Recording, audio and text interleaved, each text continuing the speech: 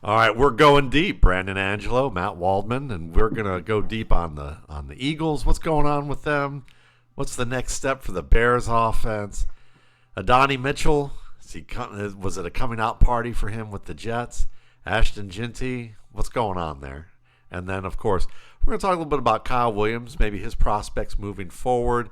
What Shedeur Sanders is up to right now in Cleveland, and trying to get past maybe some of the media bullshit, and we can just kind of talk about what Sure. we see on the field, and Right. then and we can delve into the media bullshit a little bit too if we want to. But I mean, more about we'll talk about that in the context of the media bullshit, and then Blake Corum, just a guy that I think the more we watch him, the more he gets playing time, Mhm. the more intriguing he gets. So let's kick it off. I mean, look, the Eagles, they lost to the Bears. Suddenly, anybody who doesn't listen to this podcast or the TTNL, Tape Never Lies Network 100 podcast, or any of the other diehard kind of Caleb Williams is a good quarterback prospect kind of defense Sure. bastions around there like us. You would think that suddenly it's like everyone just had the switch flipped on because they beat the world champion Eagles, despite the fact that Caleb didn't have his best game, and it looked very similar to like a lot of his games that he's had, which some really promising moments, and still a learning curve in a difficult offense that should be admired just for that in itself. But Right. boy, did they run the hell out of the football. They So did. so the They did. Eagles, I mean, look, you've talked about it all year. Kevin Patullo, what's going on there? I looked at AJ Brown over the past several weeks, and while I didn't see evidence of him getting to run routes where he could show off his separation, other than like a double move in that Bears game, I thought I didn't see anything that made me doubt that his separation has gone somewhere. But yeah, what's going on with Philadelphia? I mean, what are your thoughts here? Yeah, it's one of those interesting ones because they're coming off a Super Bowl. 2 and 3 years they've been to. So this is a really good offense. And you have all the pieces to be a top five unit, right? I mean, you have Brown and Smith and Barkley coming off a 2,000-yard season. Goddard still a top 10 tight end in the league. Jalen Hurts is not a bad quarterback. So you think that this is going to be a unit that at least stays where they're at in terms of kind of their arc, but the wheels have fallen off the wagon, so to speak. And we talk about Kevin Patullo, and I point the finger more at Nick Sirianni than anybody else because this is essentially what happened. Obviously, you have Kellen Moore who decided to take the Saints job, right? I think Nick Sirianni has kind of gotten the L word in his head, and that's legacy and his legacy. And I think he's starting to try to find his coaching tree and build that, and in a non organic way, right? Kind of like trying to find his Ben Johnson to Dan Campbell, right? And Dan Campbell's had Ben Johnson now as a head coach, Aaron Glenn's a head coach, Tanner Engstrom's the offensive coordinator in Jets land. You've gotten some really good coaches out of what Dan Campbell has taught and preached, and that's been a pretty organic thing, in my opinion. Kevin Patullo never called plays at any level in his whole life. So Nick Sirianni is kind of, in my opinion, the thought process is he's going to teach him, bring him along, show him offensive football. It's going to work, and it's going to be kind of a double-edged sword of Nick Sirianni found this really great offensive mind. And then also, too, Kevin Patullo is going to ride off into the sunset and find a head coaching job, and it's going to be a Belichickian tree, so to speak, right? Not the case. It's an absolute train wreck. Kevin Patullo, and this is hilarious because I talked to someone today who's been in the NFL for 10 years, and coincidentally, we're talking about the Eagles. We're just kind of going through playoff teams, and we're just kind of shooting the shit. And I'm like, what do you think about the Eagles? He's like, I'll be honest with you. Like, I've called plays at different levels, and this is a high school offense. And that's being nice. And I'm like, this is someone who's been around the league for 10 years, right? And so they're not just saying this to say this. And they're not a fan of any one team either, so it's not like it's bias. And like, I've never seen a team just run more all hitch concepts on third down. Like, hitch to the sticks and then curl flat. That's all it is. All the Eagles offense is hitch to the sticks, curl flats, and then they'll once in a while run deep comebacks with Devontae Smith from the boundary. And that is it. And that's the biggest issue is there's not a creative element to their offense. Someone posted Eagles are bottom 5 in motion and they're bottom 5 in play action rate. So there's not really an identity to the passing game. You're just running hitch to the sticks and curl flat most of the game with Devontae Smith, A.J. Brown, and Saquon is in no man's land because their offensive lines regressed a little bit, right? They're banged up. Jurgens is banged up. Mailata hasn't been the same this year. Lane Johnson is out for at least the next couple weeks heading into this playoff run. And so you're looking at all these factors. It's not good. Patula's in over his head. Nick Sky doesn't want to pull the plug because he doesn't want to be wrong. He doesn't want that. He doesn't want the tree to stop. Because if he fails, then he fails, right? You can't really pull that back and rein that in. If you fail on that, you just fall on the sword and have to admit you're wrong. And I get a sense that he doesn't want to do that.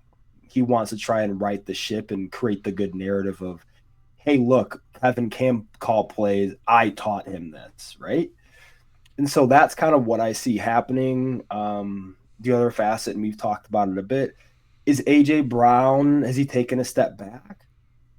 I think he has, in a sense of there's not the post-catch creativity and explosiveness that you're used to seeing, right? I remember times when A.J. Brown would carry 3, 4, 5 guys into the end zone or break 2 tackles and take it 55 yards to the house, right? That's not the guy you're watching on Sunday.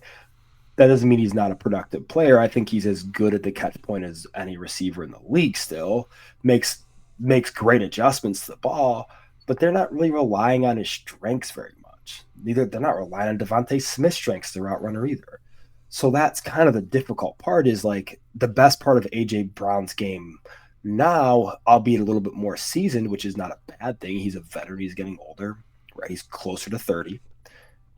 They're not utilizing that often. We saw it with the double move in the Bears game.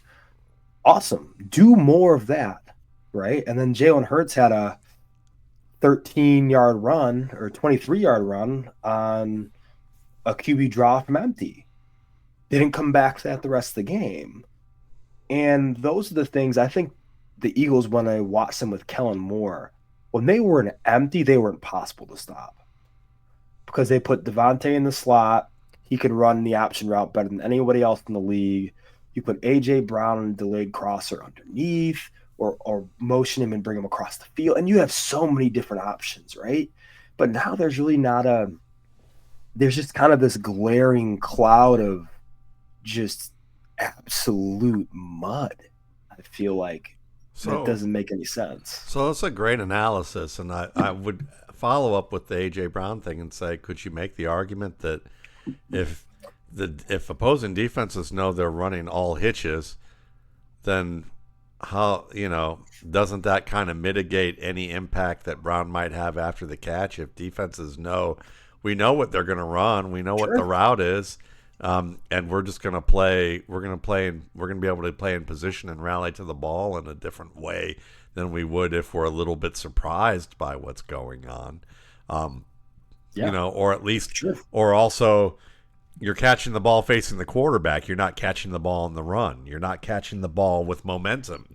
Right. So Yeah. you've basically created scenarios where you've mitigated or neutered, let's say that you've neutered AJ Brown's special Yeah, it's ability. 230 pounds worth of momentum. Yeah, You motion him across the field and you get man to man. You have him on a crosser. Oh, okay. Good luck taking down 230 pounds with some momentum. I don't care if he's lost a half step or not.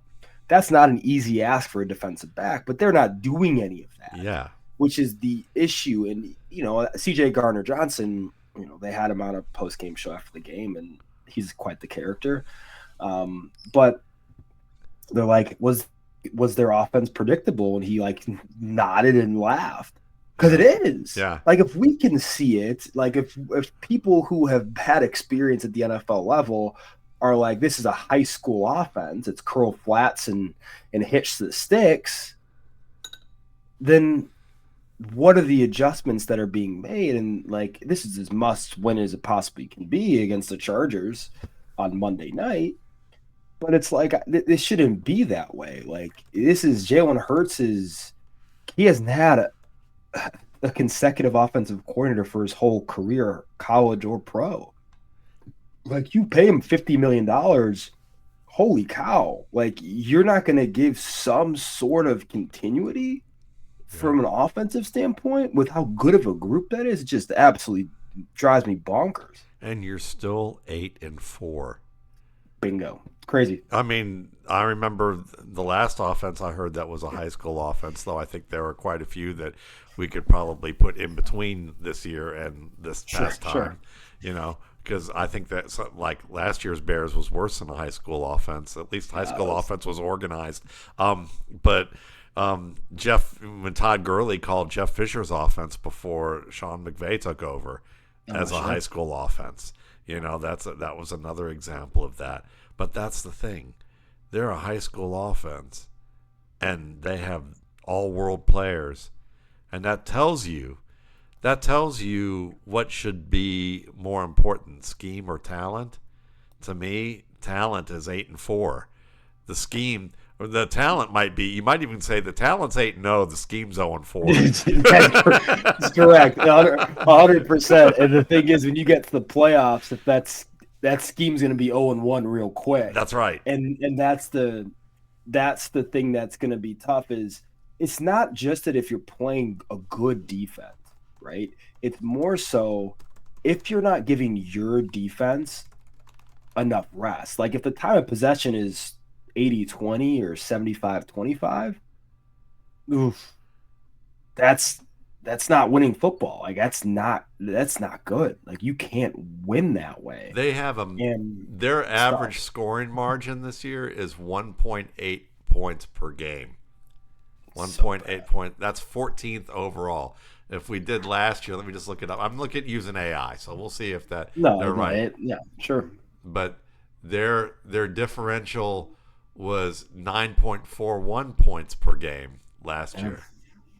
So if that's correct, that just tells you right there is that you can just the best way we could describe, Kevin Patullo's offense and Nick Sirianni's use in this is that they are a minus 8 points per game disadvantage compared to last year. Yeah, and a lot of that is because Nick Sirianni is trying to put honestly, I think he's trying to put his stamp on the league and be like, I'm this great coach. I know offensive football. Nick Sirianni, if he fails, you're going to point to Vic Fangio's defense and Kellen Moore's offense. Yeah. Of being the reason the Eagles won. And that's truly it, right? Let me ask you this. What percentage of teams in the league would probably hire Mike Tomlin if he got fired tomorrow? Percentage of teams? Yeah. Like if they had a coach, how about this? Let's just say this. Would Mike Tomlin likely get a job in the NFL again if he got fired? Easily. Yeah. Okay. Absolutely. Yeah. Could we say absolutely that Mike Tomlin is neither known for offense or defense? He's known for he and I was talking about this today with a bunch of different people. There are coaches that are CEOs. Yes. That are great CEOs that can get away with being neither here nor there. Yeah. But they're coaches that act like the CEO. Yep. When they're really just middle management. That's right. They're actually their entry-level supervisors, but somehow they Peter Principle their way up. And so that would be Nick Sirianni. He literally walked into the Eagles' offensive line last year. Might have been the most dominant unit we've seen ever, at least in the last decade, right? Just completely bullying teams. And so you don't have that anymore, and you actually have to coach. Things look a little bit different. And so if you look at the inverse, how many teams would hire Nick Sirianni as their next head coach? Right. Yeah. I don't know many would. I mean, if you had college in there, it's a lot, but that would probably be, that mostly be what it was. Yeah. Yeah. That's a great point. All right. So moving along, I mean, we got the beneficiaries of the Eagles last week, and that was the Bears. So, and the Bears offense, I mean, look, they stomped a hole in the Eagles front. Kyle Monangai and DeAndre Swift ran their asses off. Thank you to a line that blocked its ass off. And there were people, as we talked about earlier in the show, who suddenly looked like they saw the light with Caleb Williams because they saw a name brand team go down, even though there were probably better teams that they've faced other than the Eagles, at least at this point in the season. But I'm not making fun of Howie Long when he says this, because Howie Long, I think, actually does understand football. I think Howie Long is probably one of the more reasonable of the big names in the shows who Sure. don't say crazy shit. But it was funny to hear him say, he's always reminded me of John Elway, Caleb Williams, in the way that he was, you see things early on, he's still trying to get things together, but you can see the talent. You can see it, and you can see things that he does that few quarterbacks can do. And then just listening to the drives, I saw somebody miking him up for a drive, and I don't remember if it was the Eagles game. I think it was another game this year, one of the come from behind games that they put away, and they mic Caleb, and you could just hear Caleb. Caleb's very calm. He has a very calm demeanor, and he was just like I said, guys, just do your job. He's like, that's what he said. That was his mantra the entire time. I mean, it was actually quite boring, to hear, because he was literally just like his whole demeanor is kind of like, we're gonna do some spectacular shit. We might have to do that along the way, but whereas Brett Favre is like somebody who sounds like he's on spring break when he's doing, spring break, and somebody for sure better know a cop so that he can get out of jail free. Whereas Caleb sounded more like an accountant who was kind of like, okay, guys, it's tax time. Just do your job. Everybody knows her role. Let's just go out there and get it done, and and go from there. And it was kind of cool to hear, in a way, just to see, because everybody has a different way about going about it. If they didn't win, I'm sure people would be commenting about how the fact this guy with the crazy nails and the eyeliner, is boring, which would be even more fun to hear the twisted logic there. But what is the next step with this Bears offense? What do you need to see for you to feel like we've gone from potential division winner to second round, third round appearance in the playoffs? Sure. No, I like that you said it's boring, because I think the mundaneness in that nature of just being methodical, I think that's the difference between having Ben Johnson as your coach and the shit show of last year, right?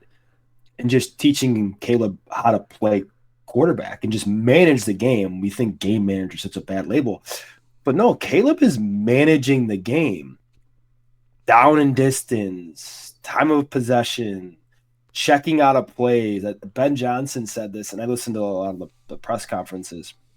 So I do like to hear Ben Johnson speak. I think he's really insightful. And he's like, Caleb bailed me out this Sunday. Like, I got a play call wrong. He corrected me in the huddle and got us on the right track. And that's the stuff that people don't talk enough about playing the quarterback position.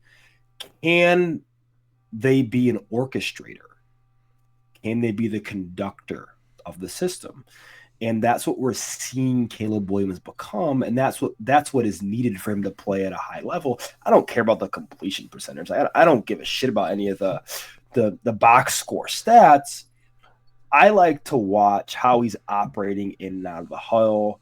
I like to see how he's talking. I'm talking to the offensive lineman. I like to see how he's checking in and out of plays, getting to the right one. I like to see that the pre-snap penalties have gone from a complete issue early in the season to non-existent almost now, right? Yeah. There's some massive steps forward that no one's talking enough about because we're talking about the completion, always inaccurate, the completion. That doesn't matter. No. He's playing quarterback right now. Yeah. Right? He's not playing street ball. And so that's the biggest thing I think that's taken the biggest step forward. For that to continue to grow, I think it's two things. I think it's one, finding and leaning on your number one playmaker in the passing game, right? I think that's either Rome Odunze, Luther Burden, or Colston Loveland. One of the three. I think the best route, the most detailed route run out of the three is going to be Odunze. He's been dealing with a foot ankle injury for the last month. That might have been impacting his play. If he's healthy, I think he's the closest thing to Ben Johnson's Amon-Ra in that scenario in terms of reliability over the middle of the field.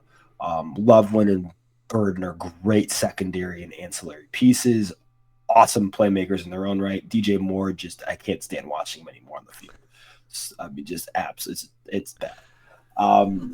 Zacchaeus, I like Zacchaeus. He's a good vet, but just give me more Burden in that regard. And then the second thing is pretty simple. I think I would like to see Ben Johnson capture Caleb Williams' athleticism on zone read concepts a bit more, especially as teams get more tape on their run game. That might be another wrinkle that you didn't have in Detroit, right? With Jared Goff, that wasn't an option for you. Yeah. So now being able to add another element to their zone scheme, that might be something too, utilizing Caleb's athleticism and looking at how, honestly, the Eagles did that in the past few years, not this year, with Jalen Hurts, right? And being able to utilize that as the zone read in particular with Kellen Moore when he ran it with him, as a structured element of the run game. I think that could be something that's promising too. But I mean, it's, after that, it's just hitting your play action shots, and not being afraid to take those. But I mean, it's their run game is. I mean, this offensive line in general might be the best unit in the NFL. I mean, it is an extremely, extremely stout bunch. Joe Tooney's playing his ass off, man. He's been an All-Pro. Darnell Wright he might be an All-Pro. I think Drew Dahlman's done a fantastic job. I think Jonah Jackson's been awesome, and I think Ozzie Trapillo might pan out as the tackle of the future for them. And we'll see how he does against Micah Parsons and then getting Myles Garrett the next week. I mean, talk about a gauntlet of freaking pass rushers you're facing. But no, I've been really pleased with how Caleb Williams has become mundane. Yeah. And that's been the best thing about it. Yeah, because I mean, Tom Brady was boring as hell until the games were dramatic as hell, and that boring behavior was what made the game so exciting. Because watching someone just continue to just make play after play and bleed and bleed and bleed as the pressure is getting tougher and tougher, and think about how much pressure there is not to make the big play, but to make those chains of little plays over and over again without making a mistake. It's one thing to say you hit the big three It's a much more difficult thing to say I've hit like, 8 out of 10 2-pointers, Sure. or 8 out of 10 free throws where each one of them are going to matter, in terms of closing the gap. And I Right. think that's what Brady was able to do. And so when you look at Caleb, we need to understand this is that again, that goal that was set for Jared Goff of 70% didn't happen until year 3 in the offense.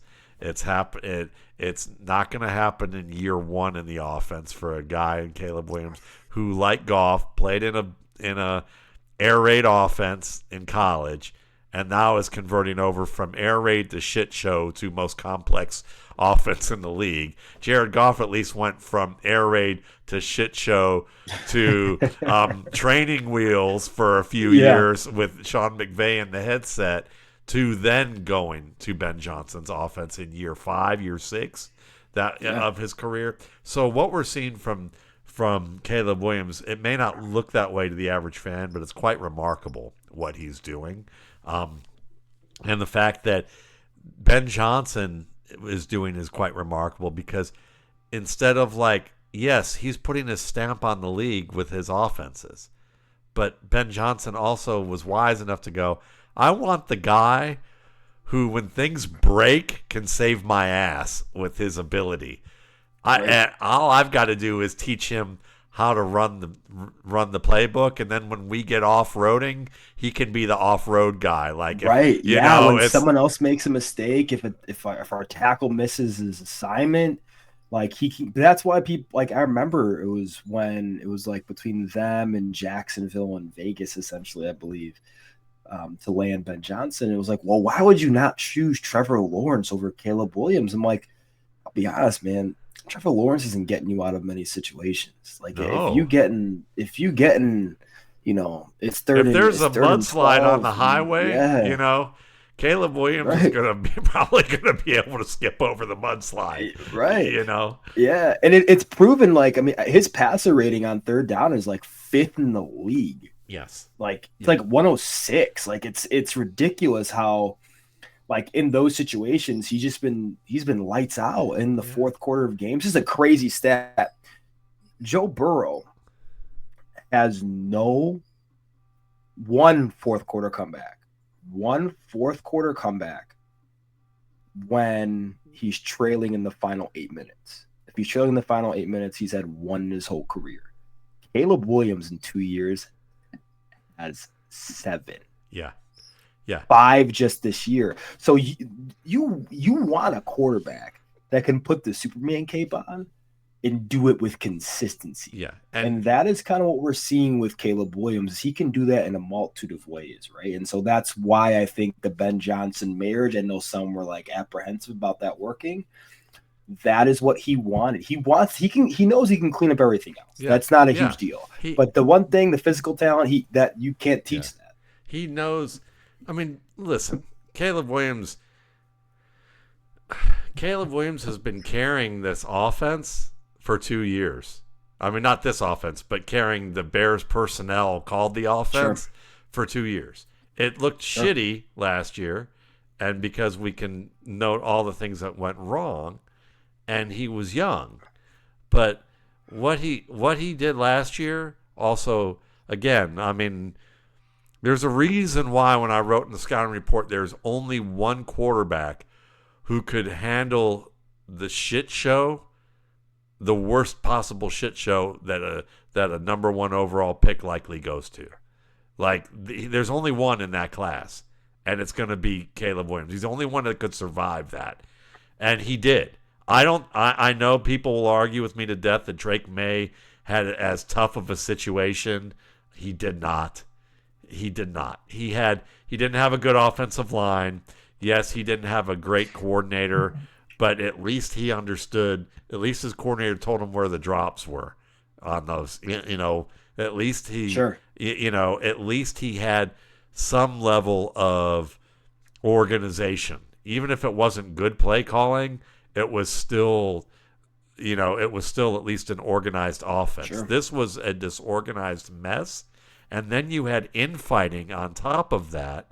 I mean, this guy went. Someday, people are going to watch Caleb Williams' career if it continues down the path it's going to go. That I believe it will. They're going to look back and go, "Oh my God, we had no idea how rough of a start this really was. We didn't really truly understand like this, the infighting, the article made out about him, all of this stuff to just kind of like just shitting on him, as a player." And I think that the fact that they are winning games. Right. He is getting, when you give a player room to do the mundane things, you also give them the room and the stamina and the opportunity to do the extraordinary where they're fresh to be able to do it. And that's what you're getting from him. But on top of all that, right, what you're also getting next steps, really, to me, I'm just taking it from a larger level, because I think you stated some things very specifically that the next steps are. But the next step for me, really overall, long term, as someone just observing who's not a Bears fan, is more reps. Because this offense, like they said, it takes a couple of years at least to learn this entire offense. If you don't know the entire offense, then there's things that they might not they're not recognizing now that they could exploit that would be massively efficient in certain situations that they can't exploit right now, because it's not just Caleb who doesn't know it. Rome Odunze said heading into this year, it's going to take a couple years for everybody to learn this offense. And so the more reps you have, the more experiences you get, the more you become attuned to what defenses are trying to do against you. And then now we're adding more things to your plate, because you've shown that you can manage the game. You've shown that you can execute what's been given you. And now we're going to give you more. And by year 3 in this offense, Caleb Williams is going to be finding stuff that just looks easy. Like, people are going to be looking at this and going, how the hell did Rome Odunze catch a slant and go 75 yards untouched for a touchdown?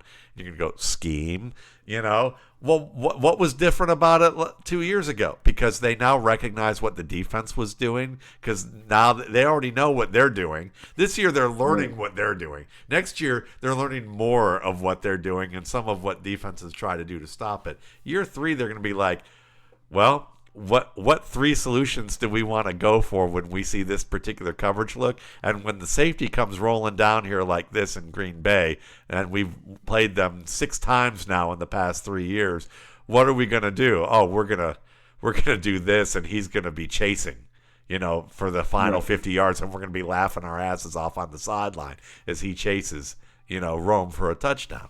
And it's going to look so simple, like Aaron Rodgers throwing to Devontae Adams towards the middle end of their career. Right. I still remember a slant he caught against the Texans that went untouched like that. I mean, that's when the easy plays come, not the broken plays, not the ones where some dude falls down or a coverage is busted in some way.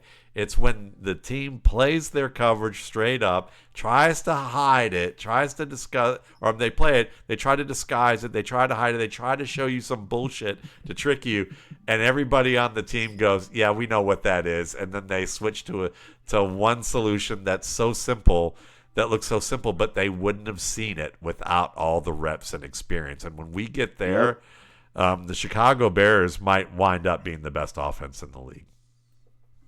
Yeah.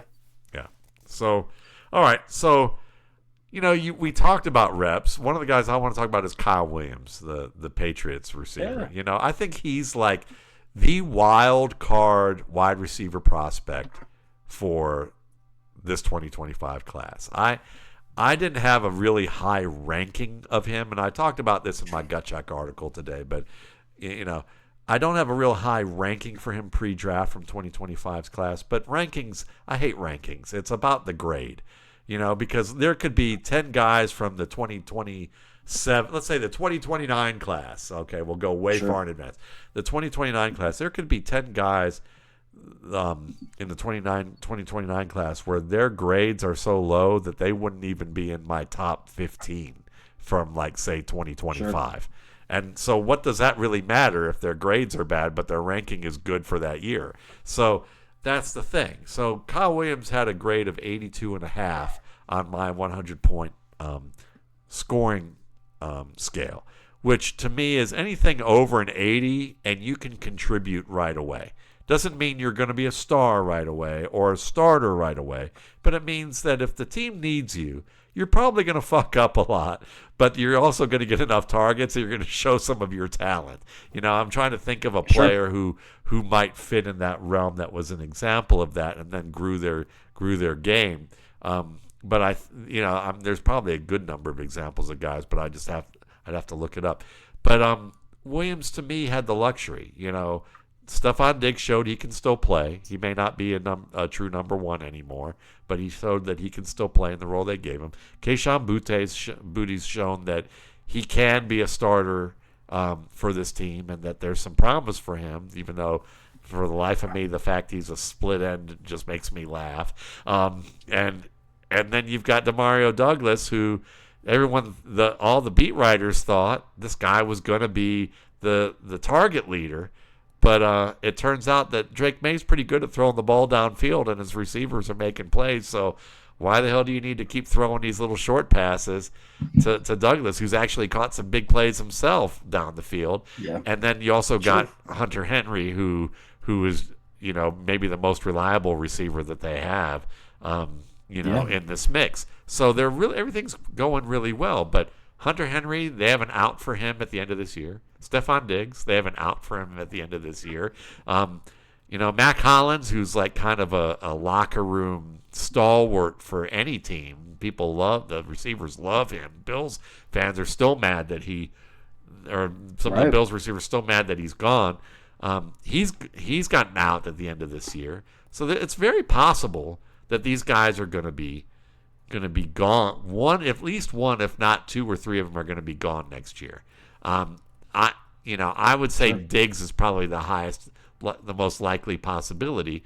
And then that means you look at Williams and you say, okay, well, there's a real opportunity to buy low on him because you can look at this and say, if Diggs is gone, if one or two of these guys are gone, they're going to look to free agency in the draft. So who are the free agents who could fulfill a role that Kyle Williams would likely have? And let's not look at all the old guys like Mike Williams and Keenan Allen, because I don't think Mike Vrabel's going to look at this team and go, "This is our year. We are 1 year away. We're here. We just need that one guy, and we're going to take Mike Evans, who's never been in, who's going to be in a completely new offense, and we're going to count on him at 31 or 32." Or DeAndre Hopkins at 33. No, the guys they're going to be targeting, if they're going to be willing to pay the money for him, the one guy would be George Pickens. George Pickens being a deep threat, end of his contract, skill after the catch. You might look at him and say, is his route game really primary level stuff? I would argue no, but you could see how he could fit with Drake May. And with what he does well, he runs enough routes well enough that with a collective effort, he can be still very productive in New England. Yeah, but, I agree. And be a great match there. He's going to command a lot of money. I don't know if New England's going to want to pay that, especially with his reputation. And maybe Dallas might say, we don't ever want to let you out of the building because we know that sometimes that kind of behavior can happen. So he's one. There's two other guys I'll mention, but they're like honorable mentions, Brandon. Romeo Doubs, who we know, great route runner, not very good at catching the ball. Then you've got Calvin Ridley, can be a great route runner, not very good at always running the right route and catching the ball. So those guys got the age, they've got the talent, but they don't have the reliability. The only sneaky guy after Pickens to me would be Alec Pierce. Alec Pierce is he's going to command $20 million a year, I think, and that's you're right on that. And I think Pierce gets re-signed. I think you have to, because Michael Pittman Jr. he's an average X receiver. Fine. I think Pierce has the ability to expand his skill set and be an above average receiver. Right? Yes. and I think we're kind of seeing him grow into that. I love Pickens, but I think he's in the perfect role in this Dallas offense where he Right. doesn't have to be if he's not the focus of the defense, then he's going to be in. That's the best thing you can do for him, Yep. right? That's right. Just get him on one-on-ones. Let him dominate on slant. slants. That's yeah, no, it's just slants and delays and above the rim wins on vertical concepts. Like that's just who he is, and he's great at it. But yeah, I think with kind of going back to Kyle Williams, and I liked him coming out of Washington State. I loved watching Cam Ward sling the ball to him when he was at Washington State. And I had him kind of in that same realm as you. I had him as a basically a developmental, like traits based starter. But he has great play speed, and if he learns how to win the ball a little more consistently with his hands, Yes.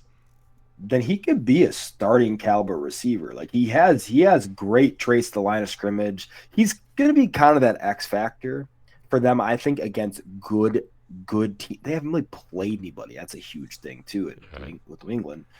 We don't have to go into that, but I mean, with Kyle Williams, like once they play like good defenses, I think he's going to be the X factor because really, like Stephon Diggs isn't going to give you that much in one-on-ones at his age and coming off an injury. Hunter Henry's a fine tight end, not an upper echelon guy. Mac Hollins is Mac Hollins.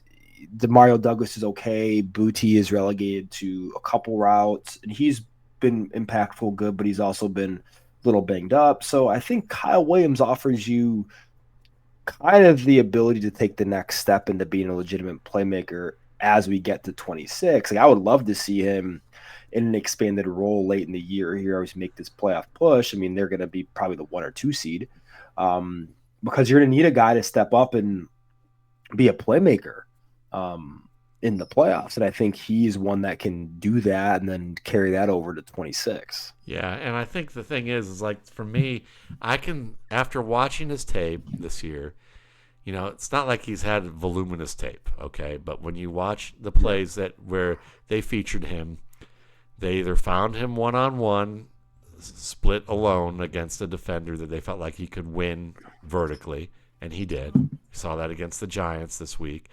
Or it was, let's have him on a man-beater crossing the field where we know that we can get him the ball running ahead of someone and everyone else has run off that side of the field. Or also underneath zones where they've run off the middle of the field and he's catching the ball. They're featuring him in very select plays. Yeah. And then when you watch the incompletions, I watched he had 8 incompletions this year. And there were, half of them were a combination of throw was too high and it was a difficult ball to make a play on, or the ball was thrown in a direction where there's no way that Drake May actually thought that Williams was actually going to be running a route in that direction. It was either a misfire or purposely thrown away. But there were 4 of the 8 plays where you could see very clearly that there was not good communication. That communication that you want to see between quarterback and receiver, where the receiver understands the coverage and knows that the quarterback's going to adjust what he's going to do. Like there were plays where there's a safety over the top on that near side, and it's clear that May's throwing back shoulder, and Kyle Williams is still running the fade as a traditional fade, or Williams is cutting off the route on a comeback or a curl, and Drake May clearly sees that the safety's no threat, and he wanted him to continue go to downhill. So half of his incompletions are plays that you would expect receiver and quarterback to be on the same page as they get more comfortable. But that comes with time, and that comes with understanding defenses at a level that you're not going to see at Washington State or anywhere else.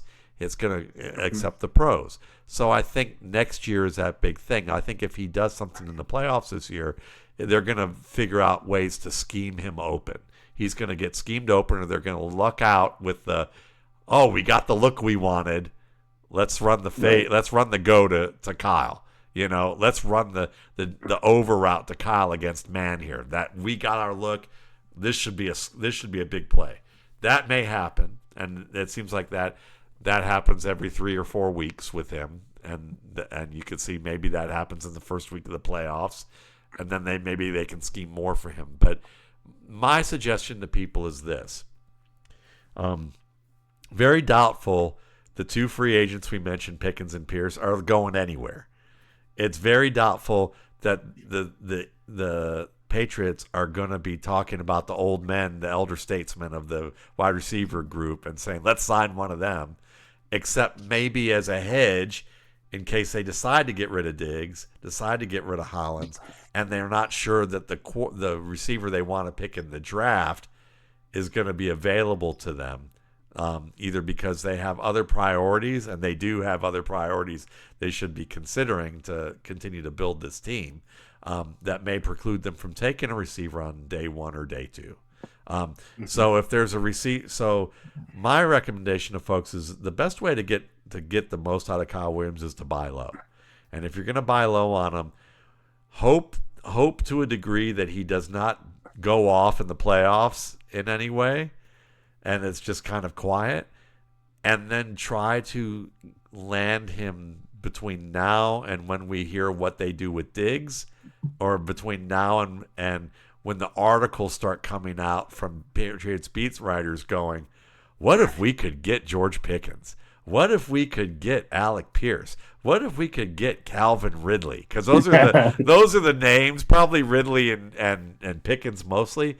But if they start talking about that and trying to with the injury with Ridley for sure. Yeah, and they kind of wish cast this stuff and gets fans all in a fervor, then in the fantasy sphere, that gets the fantasy people in a fervor, and they start forgetting about Kyle even more than they probably will now. And you might be able to get him just as a throw-in, some sort of deal. And then what will ultimately happen is no major free agents are taken. Maybe they bring in Juwan Jennings or somebody like that, who's like a secondary or tertiary player who doesn't even fit what Williams does best. And maybe they get rid of Diggs, and then you look at this and go, oh, they might put Booty at flanker and put Kyle at the split end. Or they keep Booty where he is and say, we have a really dynamic split end now, a flanker now in Kyle Williams, and we rely on him to learn everything that he needs to learn, and we give him that shot, and then when they if they draft another player, well, most likely you're going to want to do it before the draft. I'm just going to put it to you that way. You're going to want to do it probably before free agency even kicks off. But if you do that, you've paid low, and then the likely outcome here is that maybe they draft a player who's 3rd round or after, and Kyle was a 3rd round guy, and Kyle probably still gets his shot because it's Josh McDaniels' offense. It's going to take time to learn, as we've seen year after year after year, dating as far back as Reggie Wayne and Demaryius Thomas trying to learn this offense. So I would say that's the guy I would keep an eye on. He may not be my highest rated talent, but he's one of those guys that I think has a window of opportunity for you to buy low on. Love it. Yeah, absolutely. I agree. So then let's go the other end of the spectrum and talk a little bit about Adonai Mitchell, who's in the same division, who seemed to, 86% target percentage last week, and after some drops, he's come on, he's become the big time show in New York. Was this a coming out party for him?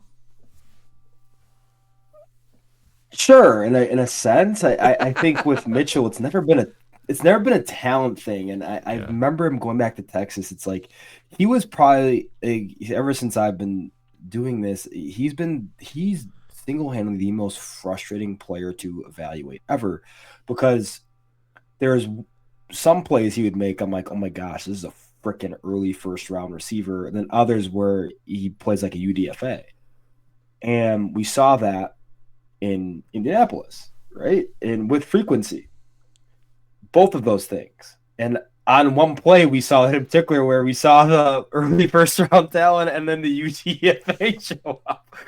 And that's the thing I think that could never be captured with him was the consistency of being a professional wide receiver.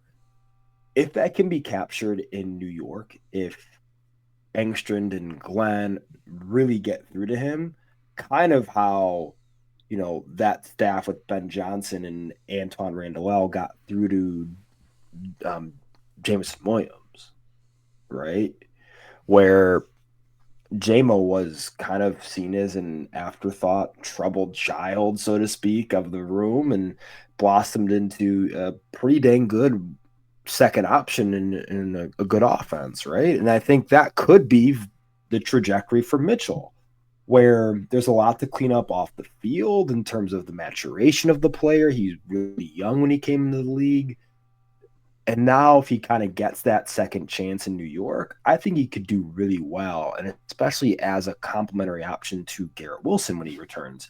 Honestly, you go into next year with a core of receivers with Garrett Wilson and a more mature, polished Adonai Mitchell and John Mechie, and then Mason Taylor with Brees Hall maybe coming back. That's not a bad spot to grow with a rookie quarterback.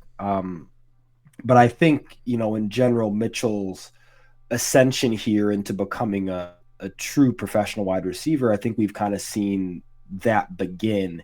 And I'm actually looking forward to watching him the rest of the year to see if that is going to be something he can continue to grow with and just continue to climb up the ladder, because he's as talented as anybody. But it's just the everything else, the between the ear stuff, the consistency in his route detail, his hands, and if he cleans all it up, he can be a pretty dang good player. So I guess the bigger question I'd ask following up is this. Do you believe that the Jets coaching staff is the one to turn this organization around? I would like to say yes, because it does give me a little bit of Detroit Lions vibes of 4 years ago, whatever that was, 4 or 5 years ago. And in the sense of, they seem to be playing for something, and they seem to be playing fairly well with Tyrod Taylor at the helm in particular. That's a big, Justin Fields just isn't, I like Justin Fields, right? He was a Chicago Bear. He's beloved here. He's not an NFL quarterback, but they look good for a team that isn't that talented, right? So I'd like to say yes. I think this could be the brass that does it. I think you got to figure out quarterback in that system, especially, Engstrand is a Dan Campbell, Ben Johnson disciple, right? Having someone who's highly accurate, can be the conductor of a system is extremely important. So figuring that out is going to be instrumental to the growth of Garrett Wilson, Mitchell, and others there. So I'd like to say yes, because I do think that Glenn is the guy that I think will speak to players and be able to create a culture of transparency and honesty and I think that's going to be the biggest thing for them. Then to me, I would say I agree with you about that. I'd like to say yes to that as well, because when I think of Terry Glenn, I feel like that this team has played hard all year, and that's a good start. And I think that Mitchell is. I think that if that's the case, if they've got buy-in, then Mitchell's going to buy in. It's either going to buy in quick, or it's gone. Yeah. So yeah. So let's finish this up, and we'll talk about Ginty another time. We'll talk about Blake Corum another time. Let's just talk about Shedeur Sanders. Watching his tape the past couple of weeks.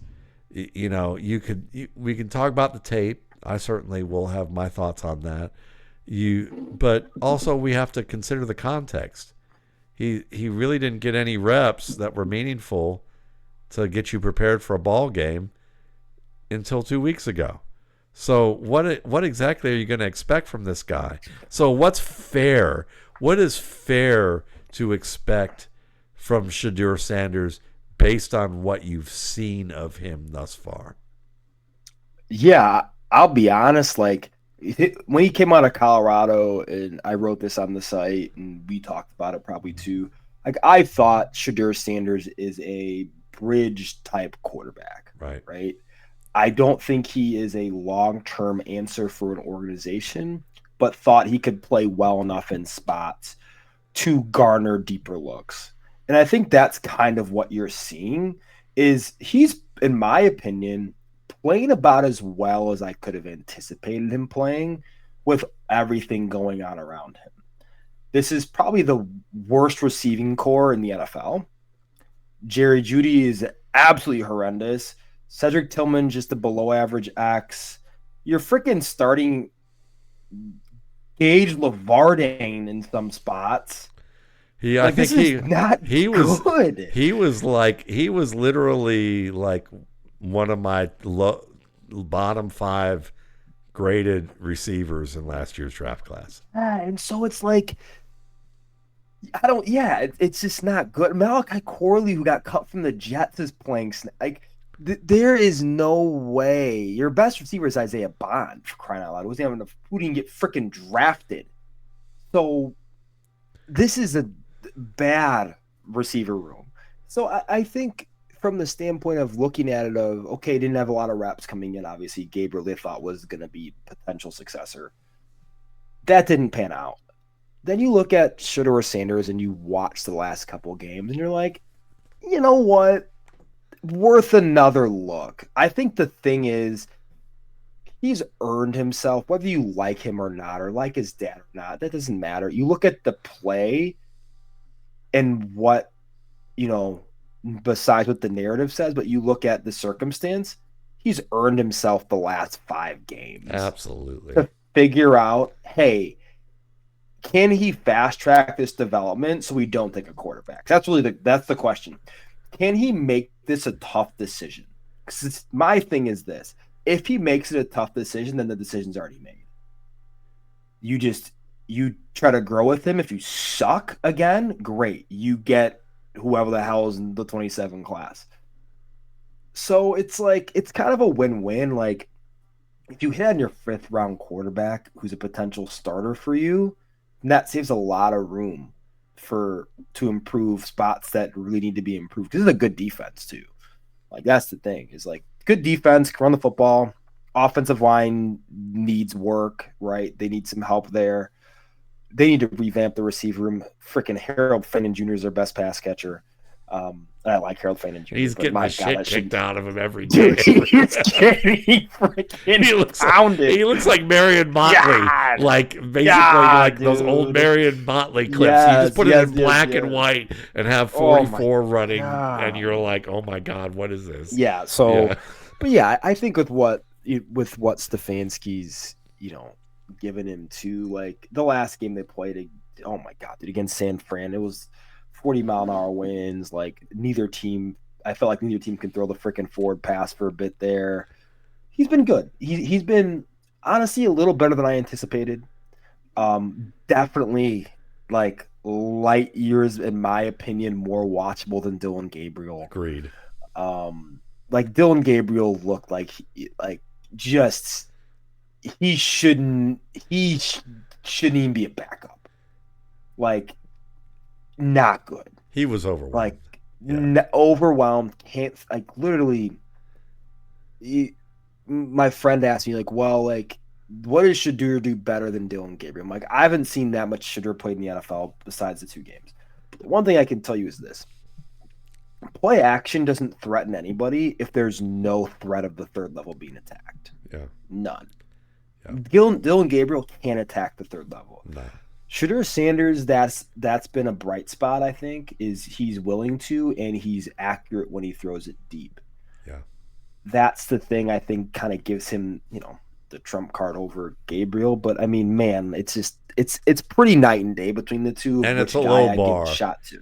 It's a low bar. It's not great. It's No. not great. Here goes this. I don't think Shedeur Sanders is the starting quarterback for the Browns in 26, but I do think he's more worth figuring out if he is. Yeah, I think that I think that we have to understand that because of the lack of reps, that his ability to read the field is going to be compromised a bit, because you're really gonna if he was processing coverage as fast as really fast at the level that you would expect from a starter, and he only had like 2 weeks worth of reps in this offense in a starting capacity, that would be pretty incredible, and it would be worth talking about. Even though people wouldn't talk about it, wouldn't understand the gravity of that Sure. as well as they should. But I thought he managed the game. He manages things pretty well for a guy who's had few reps. Like, he managed the black zone reasonably well. He was throwing the ball away in situations. He only had one "don't be a hero, I ended up being a hero" type of play in the 49ers game, which, again, you take great quarterbacks like Matthew Stafford, and early in his career, you could have like tattooed that on his inner eyelids, and he still wouldn't understand what you were telling him. So Shadur was like, he's been wise about that. When he's been a little late to process things that you would like to see, but at the same time, I can't really expect him to realistically see what's happening at this stage with what little he's been given. So the fact that he can buy time, throw the ball away, find some guys downfield, make some throws that his receivers need to freaking catch, on top of that, I mean, I'm pleased with what he's done, and I'm not a huge fan either. I saw him the same way I saw him as at best. At best, he's a Kirk Cousins starter kit who can, like, you put good, let him fuck up for 3 or 4 years with a couple of different teams, and he learns some things, and now you get him with some good teams together, and he's matured and figured out his shit, and suddenly you're going, oh my God, he became a good quarterback. But until then, he's got a lot of little things to work on, but you're not gonna be ashamed to put him in a ball game when he gets a couple of years under his belt. No, I agree. I said when he came out, I'm like, the player he reminds me the most of is a Brock Purdy type. Yeah.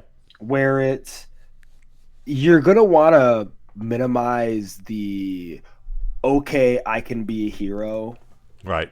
It's like if you watch cartoons and you have like Superman, and then you have like Superman's younger brother who thinks he's Superman, and it's this is exactly you're not that good yet. This is exactly how you'll never be. Yeah, that's exactly how I described Kirk Cousins years ago. It was like, on any 3rd and long, you could watch him from the pocket and see it's bearing down on him, and you can see him in his head thinking, I'm going to make this throw just like Brett Favre, and it like, never happens. And you just did the same, And Brock Purdy was that. I mean, I told his coach Bill Hewlett, I go, you watch Brock, and he makes some wonderful anticipation throws, and then there's some plays where he's rolling out and buying time, and you're going. And you see him going, do I think I can do it? I think I might be able to do it. Yeah, what the fuck? I'm going to do it. I can do it. Yeah. Like then he's just like, because he talked himself into doing it, he's like this close from it happening, but it went completely wrong. True. And what was funny? So you're so right about Sanders, and it's funny because Will told me, he goes, when I gave my scouting report to him, and I go, so how'd it go? And he goes, I wrote down a lot of what you did, and then we reviewed film. And he said some of the stuff Brock said when we reviewed tape was word for word what you wrote down in your scouting report. Because I asked him, what were you thinking on this play? And a lot of the stuff I was thinking was like the stuff that he did wrong, where he was like, I think I can do this. And like it's actually really funny. He sees it well, really, but he just can't execute it well. Exactly. It's like, that's the thing, is like so with Purdy, the thing is, like, he knows he's at a point in his career now, like, he understands what he's seeing really well. Yeah. Understands how long it will take for each sequence to happen, but he doesn't have the upper echelon talent to make the 99th percentile play. He just doesn't have. I mean, he's a 95th percentile quarterback, basically. Right, and it's exactly, and that's kind of like the big with Sanders. Very similar, of like, wow, like he can make 3/4 of the play, but it's the last quarter he doesn't have the talent for. Which is fine. Like, boring quarterbacks are okay, but like Brock Purdy's kind of the antithesis of that in this era, I think. Yeah. Kirk Cousins is a great one too. I think Dylan Gabriel's like a left-handed Teddy Bridgewater, maybe. Yeah. Let's not insult Teddy though. That's true. It's actually a good point. It's probably true. I apologize, Teddy Bridgewater, if you're listening. But yeah, I think with Shedeur, I think if he's given time and a system to learn, I think he can be a good bridge. Yeah. But I don't think he's like he's not gonna be a long-term starter. Like guys like Purdy are never long-term options unless they have elite type playmakers around them. Yeah. Right? Think of it like Mark Purdy Ayuk was an all-pro. Yeah. Right? Kittle all-pro. McCaffrey all-pro. Yeah. Deebo Samuel's a Pro Bowler. Yeah. So it's like unless you have that nucleus, I mean Mark Bulger had what? Torrey Holt. You had Isaac Bruce. Yep. Marshall Faulk. Yep. Like, but yes, it's that same thing of guys like that who don't elevate the system, they just run the system really well. Like those are the guys that really need the higher end of infrastructure in terms of playmakers. But that's not what Shedeur has. So that's how I'm interested to see how this will end, because his quarterback archetype can't function at the highest level without those higher end playmakers, right? Like Jared Goff, right? He has high end playmakers, but the thing is now is you don't have those in Detroit. So what's going to happen, right? Yeah. A lot of injuries, but that's the thing that is interesting when you talk about like the Purdy's of the world. They operate really well, especially with guys who are higher end post catch talents. Yeah. And when you don't have those, it's just a little bit tougher. Even Kurt Warner mentioned last week, he goes, Brock Purdy reminds me of me in a lot of respects. And when you look at Kurt Warner's career, I mean, he had the greatest show on turf. Then he went to the Giants, and they had nothing. And then he went to the Cardinals and had Anquan Bolden and Larry Fitzgerald. And it doesn't mean that Warner wasn't an excellent quarterback, but at the same time, it does mean that compared to some other players, he may have needed a little bit more, in terms of, for sure. They can't. That. Yeah, some guys can't elevate. Yeah. Some guys can't elevate their scheme. Yeah, they run the system and operate it at a high level. Like Josh Allen, like if you substituted Brock Purdy and Josh Allen, I don't know how many games the Bills win. That's right. And both are good quarterbacks, right? But Josh Allen's ability, his archetype, is he's just a system elevator, right? Patrick Mahomes is a system elevator. Caleb Williams, system elevator. Like those are guys that can just elevate the system once they get the hang of it and have the experience. But there are also guys that archetypically are just going to be guys that just have the system in their back pocket and understand it at such a level to where they can perform it well with great efficiency. And that's kind of what Purdy does, but there's not, I mean, those guys are a little bit more of a dying breed, like Joe Burrow in a sense. Like imagine what Joe Burrow would look like without Jamar Chase and T. Higgins if he had guys of a lesser degree there, right? And so that's just the thing. That's just the reality and the way it is, but it's rare to find those guys of that upper archetype. And that's why it's important to those guys in your building. Right. Yeah, no, it's fascinating. It's funny. I'll end this by saying I was watching Mahomes this weekend, and I've watched enough of Allen to go, God, he's that offense. He and James Cook are that offense in terms of skill talent. That's it, dude. That's it. You got to get some guys around him. But then when you watch Mahomes, I feel the same way. I mean, yes, Travis Kelce makes some slick route running plays with that old man game of his. and then everything else is like Rashee Rice is getting like the Andy Reid version, modernistic version of a toss sweep. I mean that's basically what he's getting. And I'm like, it's almost like how you know anybody who's like a foodie, or you perceive the stereotype of a foodie, and they go, oh, we're going to this great restaurant where they serve this amazing ribeye, and it's reduced to basically this one like cube, and it's got microgreens on it, and a really complex sauce, and it looks like some sort of Kandinsky painting, so but funny. the average Joe would look at this and go, where the fuck's the rest of my steak? It's like literally, like, to me, Andy Reid is like serving.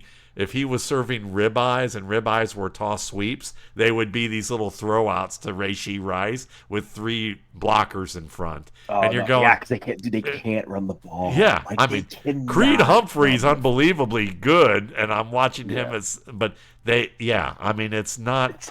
It's so bad, and that's like in Matt. Honestly, if you look at that, like that tree, like, and you look at Matt Nagy when he's with the Bears, like. That wasn't great. I'm just watching Mahomes and I'm going, okay, so a lot of what's happening here is be ready for the ball at any moment and just try and work open. I mean, like, I feel like that. I mean, it's not all that way, but there's times that I'm looking at this offense and going, this is the Mahomes show creating, but the scheme is not getting guys open downfield as often as they would like. The scheme is not, the scheme is set up to be like, let's just pepper these short targets and let Mahomes figure it out beyond that. And I'm just like, yeah, I mean, it's the Mahomes show. And I kind of, I love that and hate that at the same time, because I'd love to see Mahomes in an offense where, I'd love to see Mahomes in Ben Johnson's offense. Like, to me, oh my God, I would love to see that. And Andy Reid's gotten a lot of love for what he's done, and I understand that. But I would kind of like to see something else. But then again, we may be seeing Patrick Mahomes in a Ben Johnson offense in a few years. That's just not his name. But that's okay. So look, we had fun as usual. It's late. It's time to watch some more Denzel Boston. It's time to do some other things. Nice. Yep.